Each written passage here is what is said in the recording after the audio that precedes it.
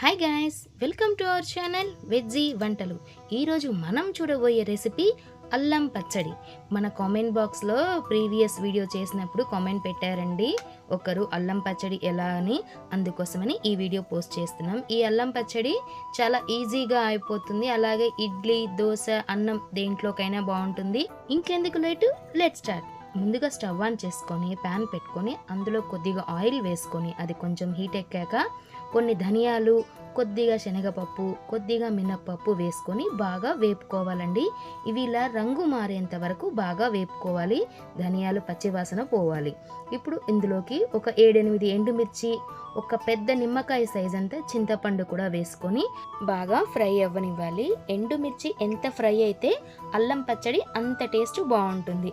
ఇప్పుడు దీంట్లోకి ఒక 4 వెల్లుల్లి రెబ్బలు కూడా వేసుకొని అవి కూడా కొంచెం బ్రౌన్ కలర్ వచ్చేంత వరకు బాగా వేపుకోవాలి. ఇదంతా కూడాను హై ఫ్లేమ్ మీదనే చేయాలండి, అప్పుడే టేస్ట్ బాగుంటుంది. ఇప్పుడు 1 కప్ ఫ్రెష్ అల్లం ముక్కలు, పొట్టు తీసి బాగా కడిగినటువంటి ఫ్రెష్ అల్లం ముక్కలు కూడా వేసుకొని బాగా కలుపుకోవాలి.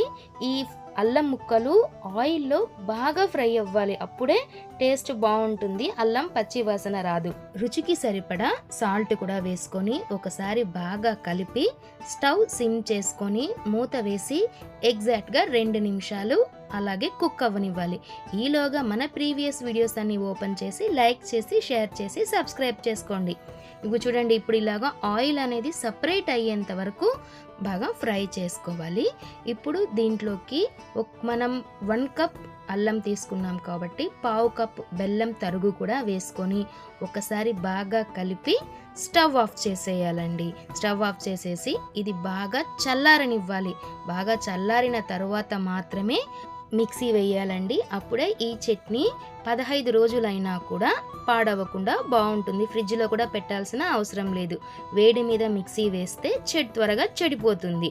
ఇప్పుడు దీంట్లోకి కొద్దిగా వాటర్ యాడ్ చేసుకుంటూ మిక్సీ చేసుకొని పక్కన పెట్టుకోవాలి. ఇప్పుడు స్టవ్ ఆన్ చేసి ప్యాన్ పెట్టుకొని కొద్దిగా ఆయిల్ వేసి అది హీట్ ఎక్కాక కొద్దిగా శనగపప్పు, కొద్దిగా మినప్పప్పు, కొన్ని ఆవాలు, కొంచెం జీలకర్ర, కొంచెం ఫ్రెష్ కరివేపాకు వేసుకొని వెల్లుల్లి రెబ్బలు దంచినవి ఒక 2 కూడా వేసుకొని బాగా ఫ్రై చేసి అది కూడా చల్లారిన తర్వాతనే అల్లం పచ్చట్లో వేసుకోవాలి. బాగా గుర్తుపెట్టుకోండి, అప్పుడే టేస్ట్ బాగుంటుంది, అలాగే పాడవకుండా ఉంటుంది.